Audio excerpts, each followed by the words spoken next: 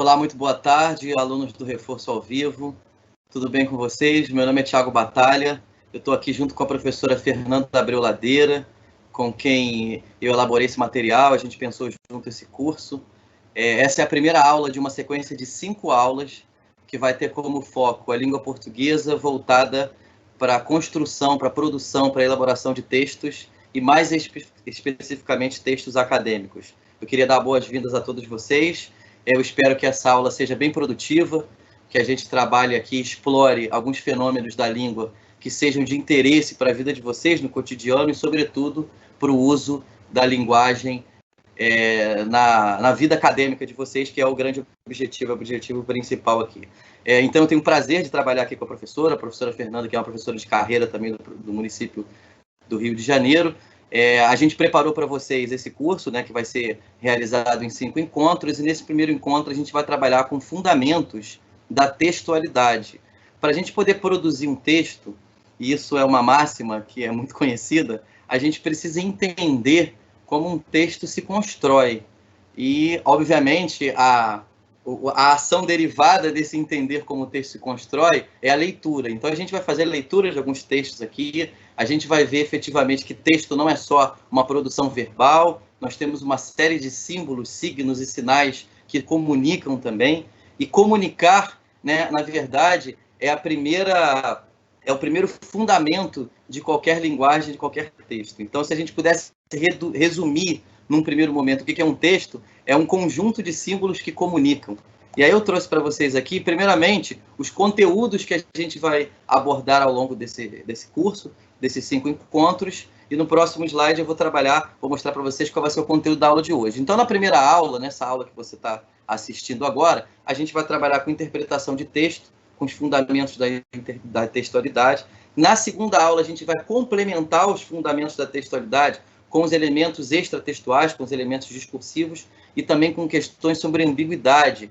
A ambiguidade é quando a gente tem uma estrutura textual, alguma palavra dentro do texto que provoca mais de uma possibilidade de interpretação e aquilo, de alguma maneira, trava a nossa leitura. Isso é muito comum acontecer. Existem algumas estruturas já muito frequentes, né, na hora da gente elaborar textos que criam esse efeito labirinto que a gente chama. A gente está fazendo uma leitura, de repente a gente tem que reler, né, para poder continuar a entender o que efetivamente está tentando ser veiculado ali como comunicação. Na aula 3, a gente vai trabalhar um assunto muito importante na construção e na elaboração de texto, que é o emprego de conectivos, emprego de modalizadores e de operadores argumentativos. Basicamente, vou fazer um resumo aqui, na aula 3 a gente vai trabalhar esses elementos que conectam as partes do texto e, ao mesmo tempo, expressam uma certa intenção, um certo ponto de vista de quem está produzindo o texto. Na aula 4, a gente vai olhar para o texto não muito como produção, mas como leitura, entendendo o que são os gêneros textuais e, sobretudo, fundamentalmente, os gêneros textuais acadêmicos. Vai ver alguns deles, alguns exemplos, algumas características principais e finalidades que constituem esses gêneros e marcam a diferença de um para o outro, que eu acho que é efetivamente os tipos de textos que vocês vão trabalhar ao longo da formação acadêmica de vocês e que mais importa aqui como objetivo dessa aula. E no final, na aula 5, a gente vai trabalhar algumas estratégias básicas de argumentação, porque a gente entende, né, na hora de elaborar essa programação do curso, a gente entendeu que os textos acadêmicos em geral, independentemente do gênero discursivo dele, eles são essencialmente, assim como quase todos os textos da nossa comunicação, eles são essencialmente argumentativos. Então, dominar as ferramentas da argumentação é muito importante para a gente não só compreender melhor um texto, entender o que o autor está querendo dizer, qual é o caminho que ele está traçando ali para convencer ou persuadir, ou nos alcançar, ou nos motivar, ou nos tocar a emoção, e também, sobretudo, para produzir os nossos textos e, efetivamente, os nossos textos acadêmicos. Na aula de hoje, nós vamos discutir 2 tópicos. O primeiro deles são as características de um texto. O que efetivamente faz de um texto ser um texto? É só um amaranhado de frases? É uma sequência de palavras? O que na verdade, faz com que a gente identifique um texto como sendo isso que a gente chama de texto? Seja ele um texto bem escrito ou não escrito, existem características desse conjunto de informações que a gente chama de texto, que são comuns a qualquer tipo de estrutura simbólica. seja ela um texto escrito, verbal, seja ele uma charge, um desenho, uma imagem, um gesto. Existem algumas características muito pontuais e, obviamente, a gente vai voltar todo esse conhecimento para o texto escrito e, em algum momento, para o texto escrito acadêmico. O segundo ponto que a gente vai discutir aqui são os fatores linguísticos da textualidade. E aí a gente vai tocar em dois elementos muito fundamentais quando a gente está discutindo teoria de texto, que é a coesão e a coerência. Eu não vou, nessa aula, me debruçar sobre a coesão com detalhes, mas eu vou levar a nossa aula a especificar um pouco mais o âmbito da coerência do texto. A coesão, ela trata da organização formal do texto. Por que eu não vou trabalhar com coesão nessa aula? Porque quando a gente for discutir na aula 3 os mecanismos de articulação das partes do texto, estudando emprego de conectivo, emprego de modalizadores, de operadores argumentativos, aí sim a gente vai poder adentrar, aprofundar um pouco mais nesse tópico chamado coesão textual. Então, basicamente, a nossa aula vai ser o que é um texto, né, o que faz de um conjunto de ideias um texto, e vamos discutir em detalhes o que a gente chama de coerência textual, que é fundamental para a gente. Então, a nossa aula começa com uma pergunta, e as perguntas são fundamentais para a ciência. E vocês, como alunos, né, de uma universidade, precisam, né, entender, eu acho que já entendem de alguma maneira, que as perguntas são o grande farol do caminho do conhecimento. E a pergunta que eu faço a vocês é o que é um texto? Né? Quais são as características fundamentais de um texto? A gente tem diversos tipos de texto. Por exemplo, a gente tem um texto da Bíblia, um recado pode ser chamado de um texto, uma bula de remédio é um texto, cada um deles tem sua característica, sua forma mais ou menos prototípica, as suas intenções, o seu vocabulário, no seu contexto de produção. A gente vai ver isso na aula 4 de gêneros textuais, mas eu estou exemplificando aqui inicialmente quais são os âmbitos diferentes e as formas diferentes com que esse objeto chamado texto se apresenta para a gente. Uma comunicação de Facebook é um texto, uma notícia do jornal, um editorial de jornal, uma manchete de jornal também pode ser chamada de texto, um livro, um romance é um texto, uma comunicação de WhatsApp é um texto, uma petição inicial é um texto, um outdoor é um texto, uma poesia é um texto, um gesto, por exemplo, esse gesto do V, né, que pode ser o V da vitória, o V de alguma coisa tipo good vibes, alguma coisa que seja positiva. Você vê que essa imagem aí, as cores são cores leves, a pessoa está rindo, tudo se complementa, não só os símbolos e os signos, os sinais gestuais, mas também as cores, o próprio formato, a pessoa centralizada na foto. Essas são informações que vão fazendo a gente construir esse dado final que a gente chama de texto. Essa cara feia, por exemplo, dessa menina, né, também é uma mensagem, também pode ser configurado como texto, esse gesto que ela faz assim, tem uma comunicação, tem uma comunicabilidade por trás ali. Uma pessoa vestida, uma vestimenta, uma forma de se vestir. Eu estava mais cedo conversando com a professora Fernanda e ela me atentou para uma coisa que é muito atual, que é muito sincrônica desse momento da nossa vida, que é o uso de máscaras, essas máscaras que a gente se usa para, né, se proteger da contaminação do vírus, da Covid. Então, a forma que a pessoa usa a máscara, o tipo de máscara, a cor da máscara, usar ou não usar a máscara, tudo isso são informações. No final das contas, tudo isso são o que a gente chama de semiose, sinais, símbolos que comunicam. Né? Então, quando a gente começa a discutir texto, a gente não discute só aquele texto tradicional que a gente conhece, que tem introdução, desenvolvimento, conclusão, início, meio, fim, que tem os elementos de conexão. A gente está discutindo sinais de significado, pistas de significado, sejam elas escritas, sejam elas visuais. E isso a gente vai trabalhar, eu acho que de uma maneira bem conectada aqui na nossa aula. Por exemplo, essa foto pode dizer muitas coisas diferentes. As cores do cabelo, a forma do cabelo, a risada entre eles. Eu costumo trabalhar muito essa imagem na sala de aula. E a primeira impressão que as pessoas têm dessa interpretação, pasmem vocês, é uma impressão ruim. Eu trabalho há 10 anos com essa imagem em sala de aula. E o que a gente traz de background, de conhecimento? Em geral, a gente olha para essas pessoas, né, meio roqueiro, meio doido, assim, e já vem com toda uma interpretação para esse tipo de texto. Mas se você olhar para os sinais que tem aqui, os sinais são muito mais positivos do que negativos. São pessoas que estão se abraçando ao ar livre, tem a natureza, eles estão sorrindo. Então, assim, esse dado é muito importante, não só o que está representado ali, nesse que a gente chama de texto, mas também as informações que a gente já traz. E muitas vezes a gente traz informações preconceituosas, que a gente viu ao longo da vida, a gente já traz na memória do conhecimento de mundo uma série de dados para fazer essa interpretação. E isso tem a ver com o conceito que a gente tem de texto. Porque há alguns anos atrás, talvez 20, 30 anos atrás, antes do desenvolvimento de uma pesquisa mais aprofundada sobre linguística textual, sobre o texto, sobre o discurso, a gente achava que, assim, a pessoa iluminadamente escrevia um texto como se fosse tipo uma psicografia de Chico Xavier, ela escrevia ali, deixava todas as pistas ali de sinal, e nossa tarefa seria simplesmente decodificar aqueles dados ali, né? Reescrever aqueles códigos que estão ali, que são as letras, as frases, o sentido.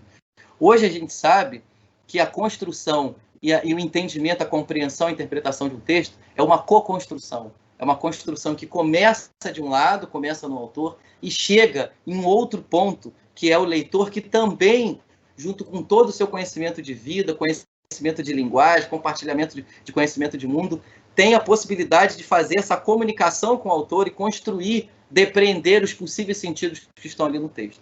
Então, esses elementos todos a gente vai trabalhar. Quando eu trago essa imagem, por exemplo, ela pode dizer muito. Ela pode dizer simplesmente somente de um homem que está ali, mal vestido, maltrapilho no chão, né, mexendo num computador que possivelmente ele encontrou em algum lugar ou foi doado a ele. Mas a gente pode olhar também essa imagem de uma forma um pouco mais profunda e ver ali uma contradição, talvez social, uma pessoa que sequer tem o mínimo, o básico, está conectada com a tecnologia. E tem uma série de outras interpretações que a gente pode ir aprofundando em níveis, né, um pouco mais ricos de possibilidades. E é justamente isso que a gente vai ver na nossa aula. Como a gente vai alcançando essas deduções, essas conclusões e essas inferências.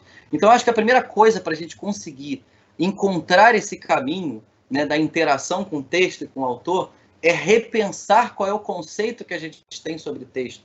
O texto não é um produto final acabado que nos cabe só reinterpretá-lo, né, descobrir o que o autor quis dizer. O texto é um conjunto de pistas de significado produzido dentro de um contexto, com uma intenção muito clara, né, com uma finalidade muito específica. A gente tem que considerar quem é essa pessoa que escreveu, em que momento histórico, em que momento social ela escreveu, qual é a finalidade do discurso dela. E a gente, considerando todos esses elementos, a gente tem mais munição, mais ferramenta para efetivamente poder fazer esse diálogo com o texto e com o autor. Tá?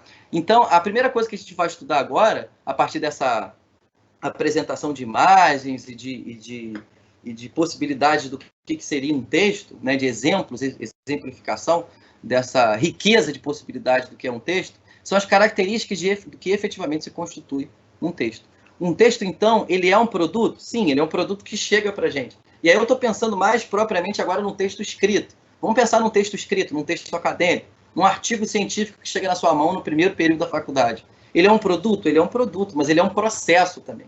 O texto é um processo de construção de sentido e que é quase sempre inacabado, né, de sentidos inacabados. Obviamente que tem um limite de interpretações, a gente tem que considerar, sim, um limite de interpretações, mas a partir do momento que a gente entende o texto como um processo, que o autor não é o único dono dos sentidos, que ele não é o proprietário exclusivo, não existe um uso capião do autor sobre o texto, a gente começa a entender que o texto é rico em possibilidades, e aí que, dependendo do nosso background, da nossa memória cultural, da nossa memória linguística, da nossa capacidade de interpretação, de depreender os sentidos que estão ali um pouco escondidos, às vezes, subentendidos, em pressupostos, a gente consegue alcançar um sentido mais próximo do que a gente poderia chamar do real do texto, tá?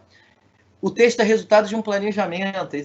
Eu dei aula durante muitos anos para cursinho pré-vestibular, em curso preparatório, e as pessoas têm uma dificuldade muito grande de produzir texto pelo seguinte: ela acha que ela vai ser inspirada de alguma maneira a escrever, e ela vai pegar a caneta ou vai botar a mão lá no teclado e vai começar a digitar e as ideias vão fluir. A primeira coisa que a gente tem que entender é que a nossa mente, ela não é linear, a nossa mente é uma confusão enorme. É uma confusão o tempo todo, desde a hora que a gente acorda até a hora que a gente dorme. A gente pensa 300 mil coisas atravessadas, a gente não consegue fazer, né, uma organização mental. Essa organização é um trabalho diário. E isso não vai ser diferente na hora que a gente for produzir um texto. A produção do texto é um planejamento em que, ao mesmo tempo, pode acontecer de não ocorrer nenhuma ideia bacana para você colocar no papel, pode acontecer o contrário, vir uma enxurrada, uma chuva, uma tempestade de ideias, e você precisa planejar, selecionar, organizar. E isso a gente vê com uma clareza muito grande quando a gente domina ferramentas de leitura e escrita em textos bem escritos, em bons textos. E por isso que é muito importante que um bom escritor tenha também uma leitura mais refinada, uma leitura mais crítica, uma leitura mais aprofundada. Então, o texto é resultado, sim, de um planejamento. Eu faço pesquisa na área de psicolinguística. Então, eu tenho lido muitos textos e os textos têm me dito o seguinte: quem mais refaz e reescreve os textos são os leitores mais proficientes. Tem uma pesquisa que pegou 50 leitores em vários níveis diferentes. Aqueles leitores que menos têm ferramenta, aqueles escritores, melhor, que menos têm ferramentas, que menos escrevem, que menos leem, são os que acabam primeiro os textos, porque eles não fazem revisão, eles não fazem retomada, eles não fazem replanejamento, remanejamento de estrutura de texto. Ou seja, o texto deles acaba primeiro, eles terminam mais rápido, mas é um texto muito mais superficial, muito mais pueril, muito menos profundo. Os proficientes na escrita são aquelas pessoas que mais têm dificuldade de escrever. Isso é provado em resultados de pesquisas científicas, né? Então, a gente tem que acabar com esse mito de que escrever é uma inspiração. Eu vou sentar aqui e vou produzir. Escrever é um trabalho árduo, é um trabalho de transpiração e que exige muito planejamento e um processo muito bem estruturado. O texto também, uma característica fundamental do texto, é que ele é uma unidade articulada de enunciados. Aí, quando a gente trabalha com enunciado, a gente não está falando só de frase, né? Porque a gente, lá no nosso ensino médio, no nosso ensino fundamental, a gente aprendeu a língua a partir do conceito de frase, né? Frase é toda enunciação que começa com uma letra maiúscula e termina com um ponto de pausa grande, tipo um ponto de exclamação, ponto de interrogação. Só que frase é um conceito da estrutura sintática, enunciado é um conceito da estrutura discursiva. Quando eu falo em enunciado, eu não estou falando só do conteúdo e da organização daquelas palavras para construir um sentido. Eu estou falando de todos os elementos que estão por trás daquele conjunto de dados ali que a gente chama de enunciado. Então, um texto é uma unidade articulada. Quando eu falo articulada, não é só um somatório de enunciados. E aí eu vou chamar aqui também de frases. Não é só um somatório de frases. É uma articulação em que um dado tenha ligação com o outro, permita que o outro se construa, permita o avanço do texto e o que vem depois permita a retomada do que veio antes, para a gente justamente construir essa tessitura. E se a gente lembrar da origem da palavra texto, texto vem do latim tecido. E como é que a gente constrói um tecido? Fazendo o movimento de puxar um fio lá de trás e juntar com um fio lá da frente. Puxar um fio lá de trás e juntar com um fio lá na frente. É essa costura, essa amarração que é talvez o aspecto fundamental da estrutura formal de um texto e que vai ajudar a dar um acabamento coerente, temático, teórico muito sólido para esse texto. O texto também é uma unidade coerente de enunciados e nossa aula hoje vai ser quase que exclusivamente voltada para esse tópico da coerência. Então não adianta também você articular tudo bonitinho, os enunciados, planejar seu texto, entender que um texto é um processo. Agora eu já sei que o texto não é mais inspiração, que não vai deixar nenhum santo, nenhum Deus aqui, um Espírito Santo, para me ajudar a escrever. É um trabalho árduo, contínuo. Beleza, você sabe isso tudo, mas o seu texto precisa respeitar alguns fundamentos e princípios do que a gente chama de coerência, que a gente vai ver em alguns slides lá na frente. E aí uma outra ideia muito fundamental, muito importante para a gente, é que o texto ele sempre diz mais do que está escrito. O que a gente costuma chamar de texto é só o que está visível ali para a gente. É só o que está escrito, estruturado e articulado na estrutura, ou seja, expresso em palavras, em frases, em expressões. Isso é o que a gente vê, mas o essencial é invisível aos olhos. Ou seja, o que tem de pista de sentido, o que tem de materialidade naquele texto não está só no que está exposto ali à nossa percepção inicial a olhos nus. Tem muita coisa por trás. Aí eu trouxe aqui um desenho, uma imagem, que é uma metáfora que eu gosto muito de trabalhar em sala de aula, que é a metáfora do iceberg. Eu trouxe a minha canetinha aqui, né? Eu ia fazer uma observação, mas eu vou tentar usar o mouse. Se vocês estão vendo aí o desenho da minha setinha do mouse, deixa eu voltar aqui. Essa parte de cima aqui, que é a parte do iceberg que fica visível aos nossos olhos, é o que seria o que a gente chama comumente de texto, né? Que é o que está escrito, que aparece ali. E você observa que o iceberg, você observa que o iceberg ele tem muito mais de elementos constitutivos na sua área submersa no que a gente não vê do que no que a gente efetivamente tem nos apresentado aqui. Então, um texto tem muito mais de não dito, e aí a nossa tarefa de entender um texto é justamente isso, né? Fazer um exercício de escavação, de arqueologia desses sentidos que estão ali por trás do texto. Aí eu trouxe aqui para dar um exemplo dessas características iniciais que a gente está trabalhando no texto, que são o texto é um processo, o texto é um planejamento, o texto é algo articulado, o texto é algo coerente. Eu trouxe um exemplo de uma redação nota 1000 do Enem de 2017, que tinha como tema os desafios da formação educacional de surdos no Brasil.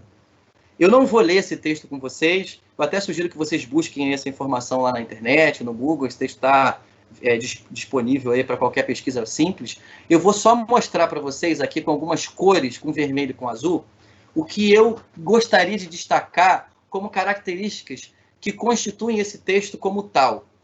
A primeira coisa que eu destaquei aqui é o seguinte, o tema, eu vou voltar aqui rapidamente os slides, o tema era os desafios para a formação educacional de surdos no Brasil. Né? Então você tem 3 palavras-chave aí, desafio, formação e surdo, e surdez. Esse texto, ele é todo construído, e aí eu destaquei aqui em cores vermelhas, as expressões que vão construindo o que a gente chama de progressão e retomada do tema.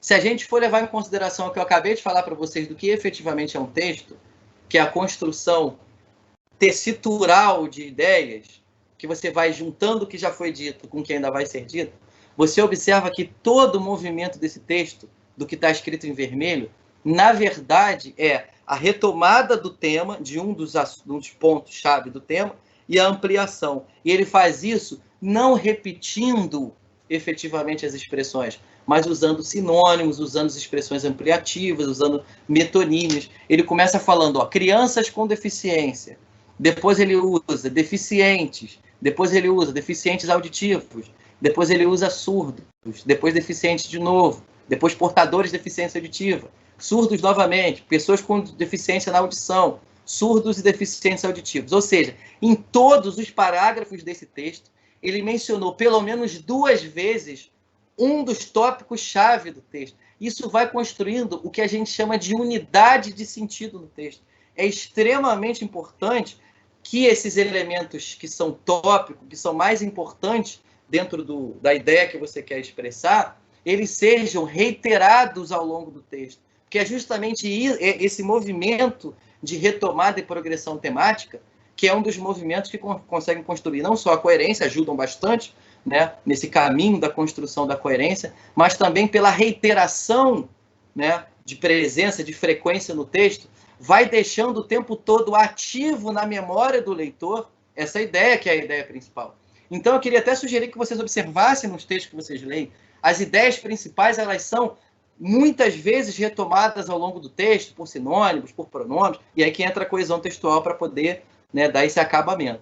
Mas essa progressão, essa retomada de tópicos dentro de um tema é fundamental para a construção disso que a gente chama coerência, que é um elemento constitutivo e muito importante, né, na construção disso que a gente chama de texto. Aí eu coloquei em azul aqui para vocês observarem também os elementos que constroem o outro lado, da estrutura, da ligação, da amarração do texto, que diz respeito ao que a gente chama de coesão textual. Você pode observar aqui, deixa eu pegar aqui o meu mouse, você tem o pois, que é uma conjunção que liga a oração anterior à oração que vem seguinte. Você tem o pronome demonstrativo tal, barbárie, se referindo a alguma coisa que foi dita anteriormente. Você tem um porém que faz a ligação. Então, inicialmente, que começa um conjunto, né, de argumentos que vão ser apresentados. Outro desafio enfrentado no início do segundo parágrafo é também uma expressão que permite a continuação do texto. Nessa situação, é uma expressão que retoma. Então, se você for olhar depois com mais calma essas cores, essa estruturação textual aqui, você vai observar que essas expressões em azul, elas fazem exatamente dentro da construção formal, da arquitetura formal do texto, elas vão construindo exatamente esse movimento de retomar ideias que já passaram, que são fundamentais, que são importantes, e ampliar, colocando esses elementos que nós chamamos de conectivos, que a gente vai ver lá na frente na aula 3, tá? Agora, outros elementos da textualidade que são fundamentais, que a gente acabou de falar aqui. Um deles diz respeito ao conjunto que a gente chama de fatores linguísticos, que a gente acabou de rapidamente tocar, que foram a coesão e a coerência. E o outro que a gente vai começar a ver na próxima aula, na aula 2, na aula de amanhã, que são os fatores discursivos. Hoje, a gente já vai dar uma pincelada, uma iniciada nisso que a gente chama de fatores discursivos. Mas amanhã a gente vai estudá-los de uma forma mais sistemática, né, com nomezinhos, bonitinhos, estruturado, da maneira que tem que ser, né, com a nossa preocupação didático-pedagógica. Então, vamos lá. Nos fatores linguísticos, nós temos a coesão textual, que eu acabei de explicar para vocês, que se preocupa com essa organização formal do texto, com essa ligação do que veio antes com o que vem depois, com essa articulação das frases, dos parágrafos, das palavras, das orações. Essa é a coesão textual. Nós vamos estudar isso com mais atenção, de uma forma mais detida, quando formos lá na aula 3 falar de operadores argumentativos e emprego de conectivos e tal. E hoje a nossa aula vai ser voltada para esse aspecto que é um pouco mais subjetivo, que é um pouco mais abstrato, que ele foge um pouco da materialidade da língua, que é a coerência textual. E aí a coerência textual, e aí eu vou falar rapidamente aqui da coesão, a coerência textual, ela diz respeito muito ao nosso conhecimento de mundo e ao nosso conhecimento de língua, tá? Então vamos lá, a coesão, eu trouxe rapidamente aqui uma definição de um livro didático, né, voltado para o ensino médio, que é do Platão e Fiorin, que são dois autores muito conhecidos na área de língua portuguesa voltada para criança, para adolescente, que eles dizem o seguinte, que a coesão textual é a ligação, a relação, a conexão entre palavras e expressões ou frases do texto. É mais ou menos o que eu expliquei para vocês. Toda vez que a gente quer amarrar as partes do texto, a gente usa mecanismos, ferramentas, estratégias de organização textual. O nome desse conjunto todo de conhecimento, dentro dessa área de estudo da língua, se chama coesão textual, e a gente vai ver isso numa outra oportunidade. Aí eu trouxe mais uma vez aqui aquele texto do Enem, só para ressaltar novamente esses aspectos, essas expressões que estão marcadas em azul, que são efetivamente as expressões que constroem, que constituem os mecanismos de coesão, de organização dessa estrutura textual, desse texto que tirou nota 1000, né, no Enem de 2017. Aí a gente entra aqui de uma maneira agora mais sublinhada, mais detalhada, no tópico principal da nossa aula de hoje, que é a coerência textual.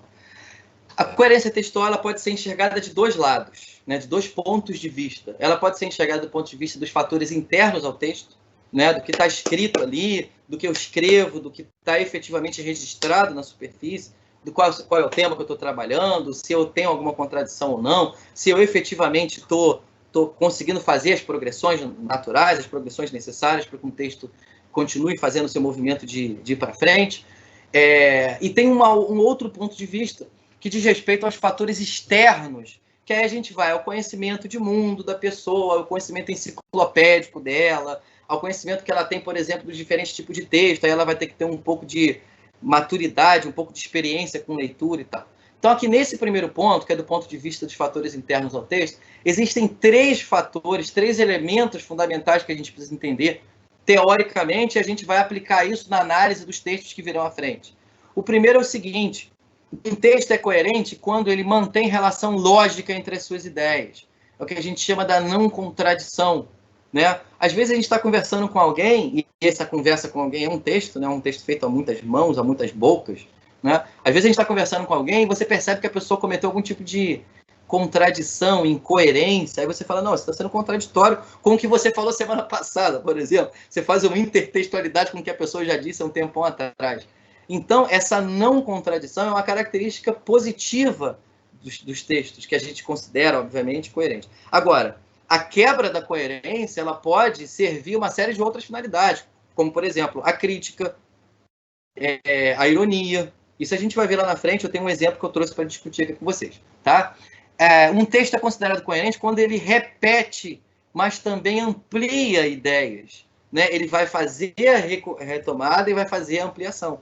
Né? Aí o que a gente chama de não repetição é o seguinte, verdadeiramente, sabe o encher linguiça? Um texto não pode ser construído só de ideias novas, porque senão parece que é uma colcha de retalhos, parece que cada parágrafo está falando de uma coisa diferente. Mas ele também não pode ser o tempo todo uma repetição constante do que já foi dito, porque senão ele não faz esse movimento, que é o movimento complementar, que constitui ele como algo que seja informativo o suficiente para interessar o leitor, que é esse movimento de regressão e esse movimento de ampliação.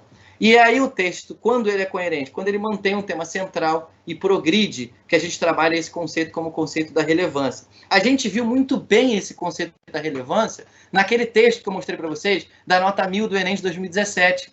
O tópico dentro do tema geral, o tópico surdez, deficiência, portador de deficiência, foi um tópico recorrente. Ou seja, isso significa que pela frequência dele no texto, ele é relevante. Isso constrói a unidade de sentido e, consequentemente, isso constrói o que a gente chama de coerência no texto, tá? Aí eu trouxe de novo aquele que mesmo exemplo. Eu não sei se efetivamente esses slides vão ser disponíveis para todos, mas se essa aula for filmada ou se vocês prestarem bastante atenção, vocês podem observar que esse texto é igualzinho aos outros, né, que eu trouxe com o modelo do vestibular. E, mais uma vez, vocês podem observar que essas expressões que eu destaquei em vermelho são justamente essas expressões que dão a relevância tópica dentro desse conjunto temático da redação do Enem de 2017. Agora a gente vai olhar pelo ponto de vista dos fatores externos ao texto, que são os mais importantes para a gente alcançar. Sabe aquela parte de baixo do iceberg que eu mostrei para vocês? Esses elementos são fundamentais. São os elementos que estão ligados diretamente ao conhecimento de mundo partilhado, isso é fundamental. Duas pessoas não conseguem se comunicar se elas não tiverem um mínimo de conhecimento de mundo partilhado, pontos de partida que sejam negociáveis. Por exemplo, se você estiver conversando, se você acredita que a Terra é redonda, e você estiver conversando com uma pessoa que acredita que a Terra não é redonda, e tem gente hoje acreditando que a Terra não é redonda, vocês estão partindo de pontos de partida totalmente opostos, que em nenhum momento... É como se você estivesse indo numa direção e a pessoa estivesse indo na outra direção. Não vai haver convergência de compartilhamento de mundo em nenhum momento.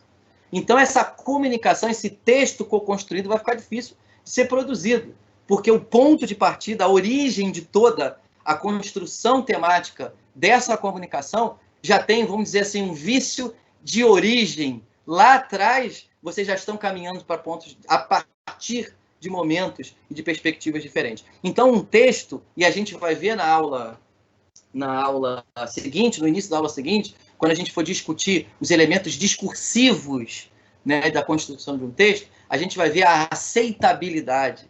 A aceitabilidade do leitor com relação ao texto está diretamente ligado com o conhecimento de mundo partilhado com o autor. Isso é fundamental.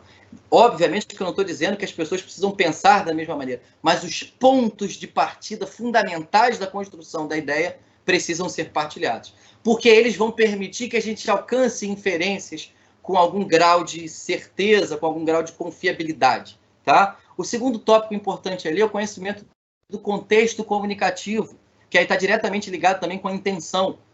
Dependendo do contexto, a gente vai ter uma intenção diferente. E isso vai, obviamente, influenciar na forma, que está ligado aos conhecimentos linguísticos. Por exemplo, às vezes eu vou dar uma notícia da morte de alguém. Isso tem sido muito comum, infelizmente.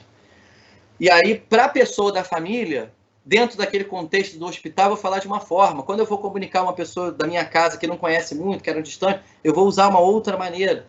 E a minha intenção vai ser diferente. A minha preocupação com as palavras vai ser diferente. Então, o conhecimento desses contextos, dos personagens que interagem nesse contexto, é fundamental para a gente construir um texto e para a gente entender o texto, compreender e interpretar o que está chegando para a gente como significado, como comunicação.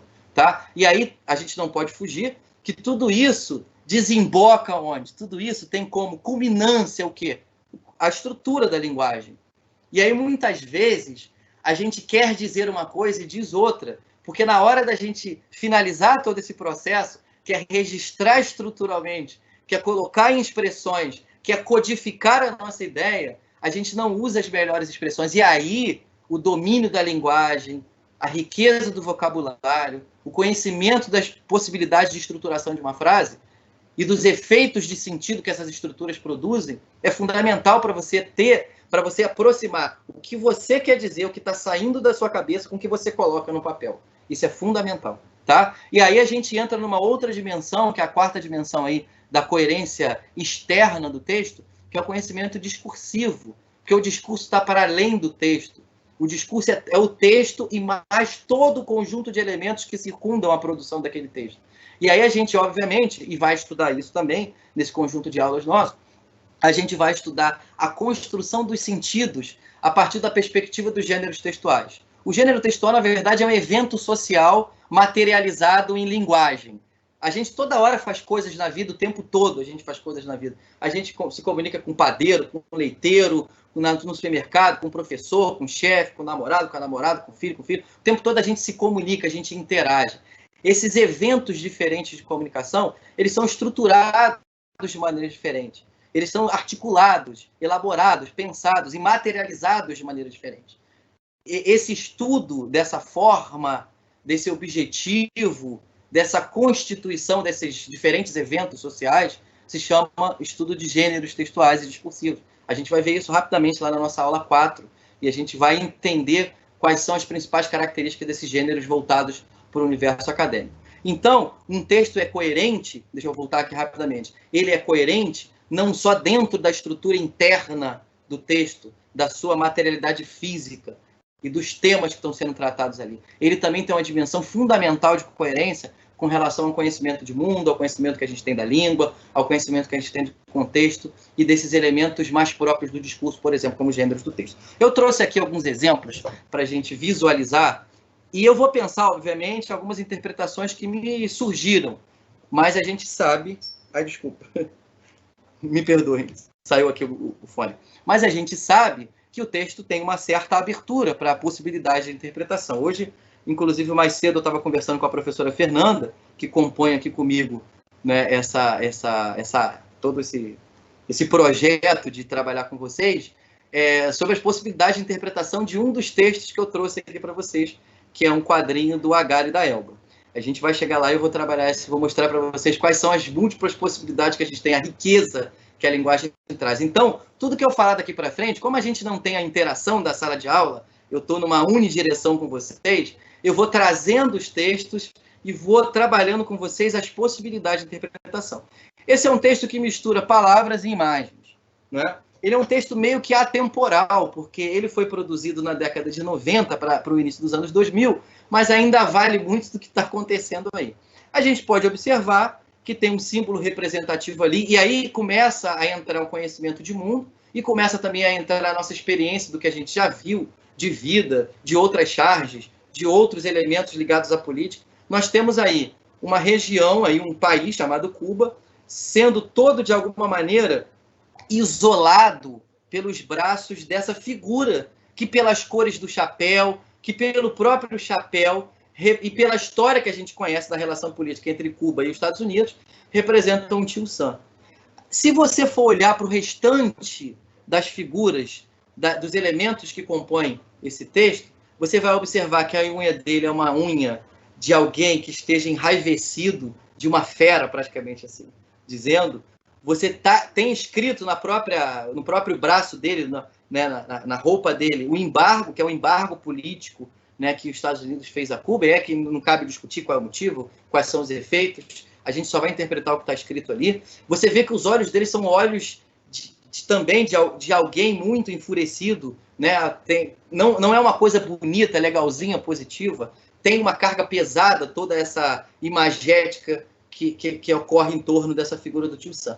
E do outro lado, atrás dele, tem um navio que fica muito pequeno diante do poder dessa imagem dos Estados Unidos, que é um navio que representa as Nações Unidas, dizendo abaixo o embargo e tal. Que é o papel que geralmente as Nações Unidas vêm tentar fazer, que é unir as nações. E nesse caso parece que não conseguiu. Não foi frutífera a tentativa. E você observa a diferença do tamanho das imagens. Isso é um dado fundamental na construção do sentido final desse texto. Os Estados Unidos são muito maiores do que Cuba, parece ter um poder muito maior, estão isolando, tem uma relação conflituosa pela própria imagem que se destaca na fisionomia dessa figura, e você vê que o navio das Nações Unidas é diminuto em termos de dimensão, de tamanho, com relação a essa projeção que se faz da imagem ali. Então, você vê que, em uma interpretação estritamente textual, mas considerando alguns elementos da política, as Nações Unidas não conseguiram e dificilmente, por essa imagem, conseguirão o seu objetivo, que é acabar efetivamente com o embargo. Então, são elementos que são fundamentais para você conseguir entender. Se você não sabe que a bandeira dos Estados Unidos é azul e vermelha, você nem consegue pensar esse texto. Se você não sabe que existe um país chamado Cuba, que é uma ilha que fica no território próximo ali aos Estados Unidos, que foi quintal durante muitos anos dos Estados Unidos, que se você não sabe que essa figura que está ali representa um símbolo, né, da imagem norte-americana, que é o tio Sam, se você não sabe que esse navio é o navio das Nações Unidas, se você não sabe, você não consegue nem fazer a leitura desse texto. Então, como está destacado aqui, na cabeça dessa imagem, o conhecimento de mundo é fundamental para a gente poder entender as comunicações que nos chegam. Aqui eu trouxe uma outra figura também, que é de 2011, que traz uma situação muito contextual, que é a situação lá daquele tsunami que houve no Japão e que afetou a usina nuclear e que invadiu, né, o território do Japão e trouxe uma série de prejuízos, as pessoas ficaram com medo, né, da radiação. E aí você vê que você tem uma charge dessa, que é extremamente contextual. Se você não lembra desse fato, você não consegue entender por que essa pessoa, né, está ali com essa máscara no rosto, tentando se proteger. Você pode observar que a própria linguagem utilizada, que é o português, a língua utilizada, não, essa pessoa que está sentada ali não se trata de um japonês, a gente está do outro lado do mundo, então essa pessoa efetivamente não precisava se preocupar dessa forma. Isso pode mostrar, de alguma maneira, que nós estamos, de alguma forma, muito impactados com as notícias ruins, a ponto de chegar no nível de ficar com medo de uma radiação que está do outro lado do mundo. E o próprio arregalar dos olhos dessa pessoa. Vocês estão entendendo quantos sinais a gente consegue observar e construir, ou deduzir, ou depreender dessas pistas algum sentido possível? E como eu falei para vocês, o que eu estou falando aqui são possibilidades de sentido. Se eu sentar, por exemplo, com a professora Fernanda para conversar, ou com qualquer um de vocês para conversar, a gente vai ver outras tantas possibilidades de sentido aqui. Claro, existe uma limitação, a gente vai trabalhar em outros momentos aqui do nosso curso. Mas o que eu estou querendo dizer para vocês é que a gente precisa ter um pouco de conhecimento de mundo e um pouco de conhecimento de contexto, como por exemplo esse, para entender determinadas comunicações que chegam a gente, ok? Conhecimento linguístico também é fundamental. Por exemplo, eu fiz um joguinho aqui com as palavras, um jogo até um pouco infantil, para mostrar para a gente como um certo conhecimento da linguagem nos traz também alguma força interpretativa e algum alcance do que efetivamente nos chega. Você tem aí uma orquestra tocando, e aí eu coloquei assim, nossa ida ao concerto depende do concerto do meu carro. A palavra concerto aqui, que no caso é chamado de homônimo, que a gente chama de homônimo homófono, porque ele tem o mesmo som quando a gente fecha o olho para ouvir a palavra, mas na escrita ele é diferente. Então ele é igual só no som, mas é diferente na escrita. Ele provoca uma certa confusão na gente, às vezes, na hora de usar, na hora de interpretar. E é preciso, eu só dei esse exemplo meio infantil, meio pueril, para vocês entenderem o quanto que é preciso também a gente dominar a semântica e a grafia, a relação exata entre a semântica e a grafia das palavras. É fundamental que a gente saiba isso, tá? Para a gente poder interpretar também, iniciar o processo de interpretação. Porque o processo de interpretação começa com a semântica e ele vai para a pragmática. São níveis diferentes, mas ele tem que ter um ponto de partida. Esse ponto de partida é o conhecimento que a gente tem do vocabulário da nossa língua. Uma das maiores dificuldades da gente aprender uma segunda língua é o vocabulário. A sintaxe também é muito complicado, mas o vocabulário, se você não tem palavras, se você não consegue associar uma forma fônica a uma forma conceitual, você não consegue aprender nenhuma língua, você não consegue desenvolver, porque o primeiro passo da compreensão sobre aquela língua, sobre aquele universo, você não tem, que é a semântica, que é essa relação entre o que está escrito ou o que está dito e o seu sentido.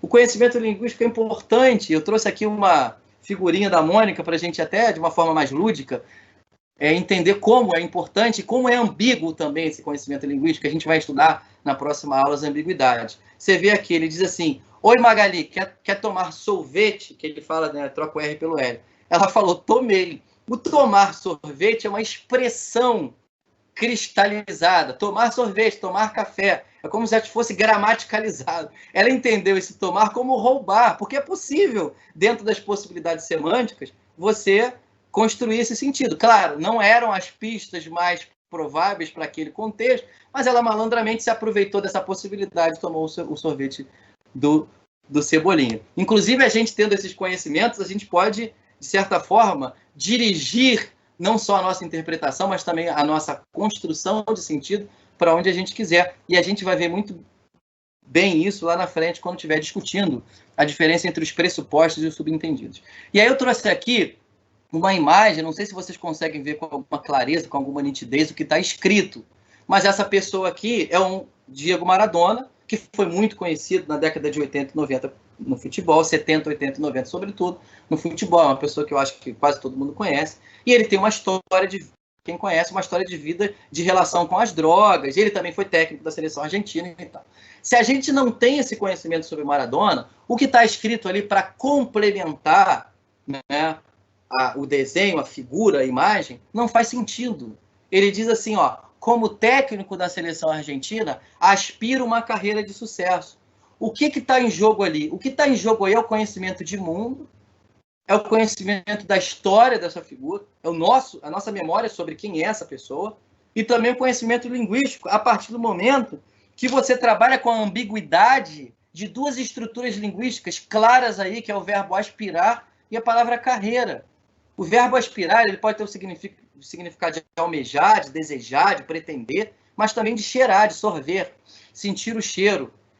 E a palavra carreira pode estar associada ao campo de significados profissional, como técnico da seleção argentina, estou falando de profissão, aspira uma carreira de sucesso. Essa carreira pode ser ligada ao contexto profissional, mas também pode ser ligada, que é o que linguisticamente está apontado aí, mas pode ser ligada a um outro contexto, a um outro campo semântico, que é o campo semântico do uso de drogas. Então, essa brincadeira com as palavras justamente constrói a ironia, o lúdico que está em torno disso aí, até, de certa forma, uma certa crítica, né, dependendo do viés da elaboração, da construção e da interpretação desse texto. Então, isso fica muito provado, e por isso que o título dessa foto é Conhecimentos Diversos, que eu preciso do conhecimento de mundo, da história que eu tenho sobre aquele contexto, sobre aquelas pessoas, sobre os personagens. Eu preciso da minha memória, mas eu também preciso do meu conhecimento linguístico, tá? Isso aqui eu trouxe, que é uma piada muito da sem graça, que a gente insiste na nossa sociedade em fortalecer, em potencializar, mas que é exclusivamente do nosso ambiente cultural. Por exemplo, lembra daquela charge do Japão lá atrás? Então, aconteceu alguma coisa no Japão que a gente ficou sabendo aqui, e aí teve uma charge aqui criticando a influência da mídia no nosso cotidiano sobre uma coisa que aconteceu do outro lado do mundo. Beleza.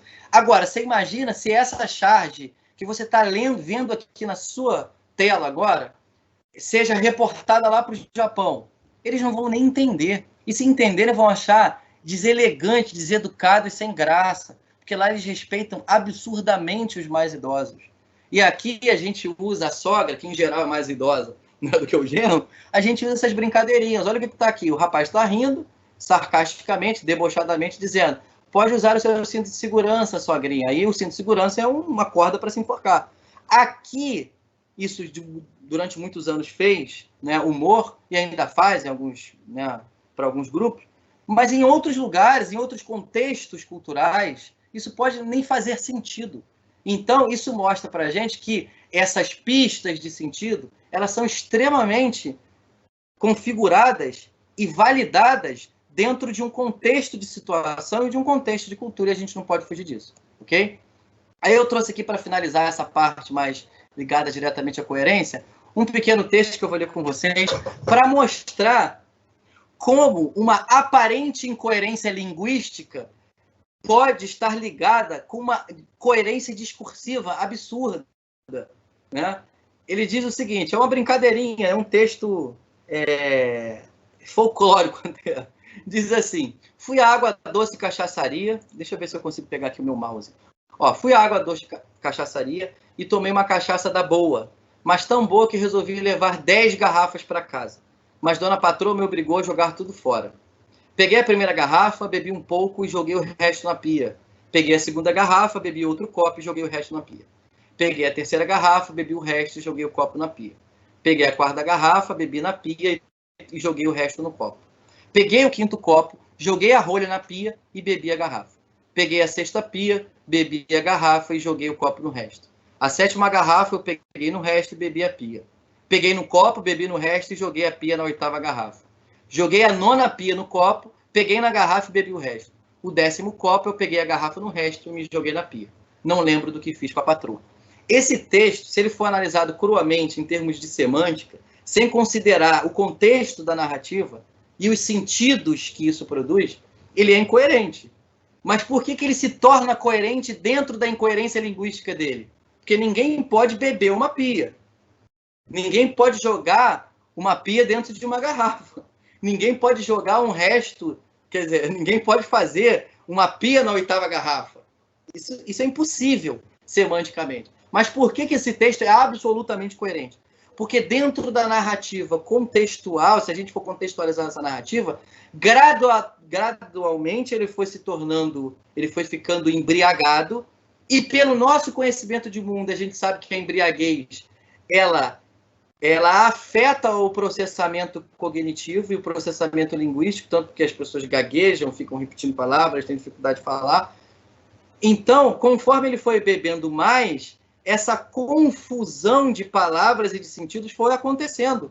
E é justamente isso que dá a coerência final para mostrar o quanto que ele ficou embriagado, né, ao final dessa história.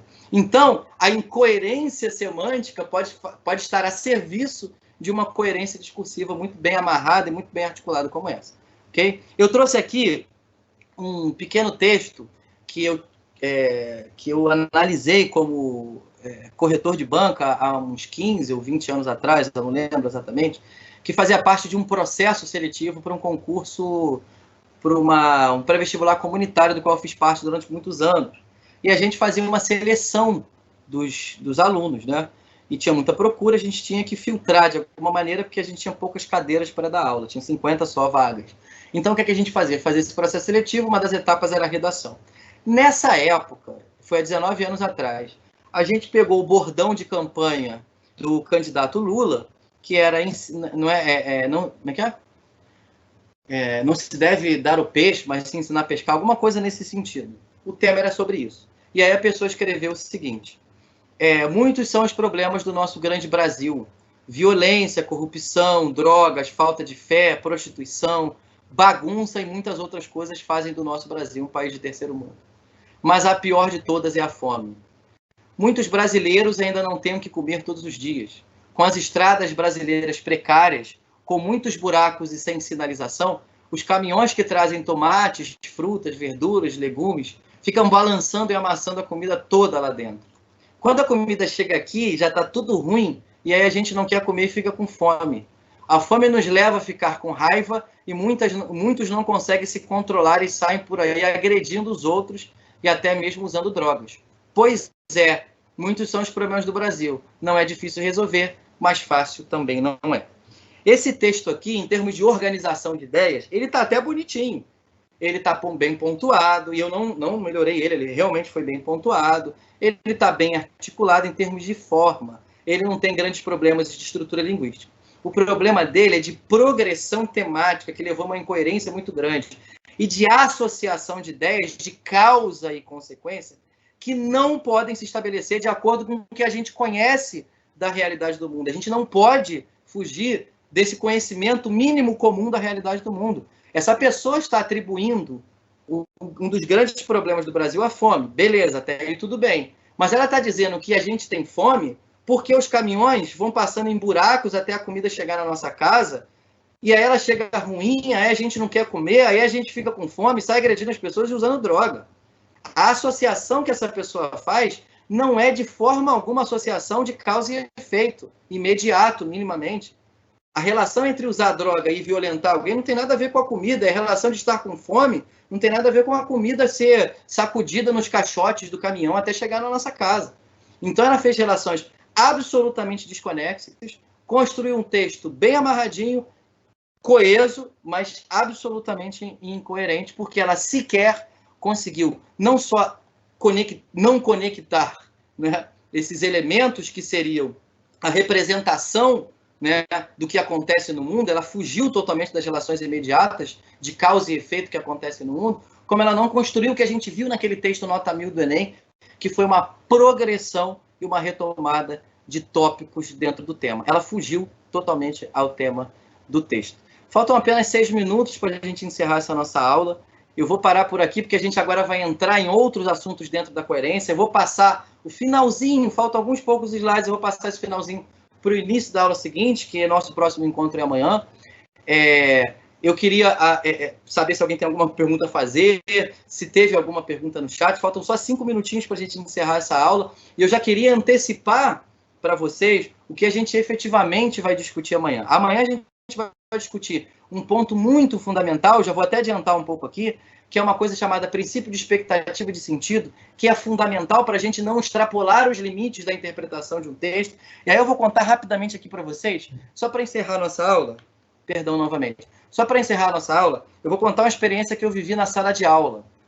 Eu sou servidor público, eu trabalho numa escola de governo dentro do Ministério Público do Estado aqui do Rio de Janeiro, e também tenho uma matrícula no município de Nova Iguaçu. Eu trabalho na educação de jovens e adultos. E aí eu sempre trabalhei à noite, com público diversificado.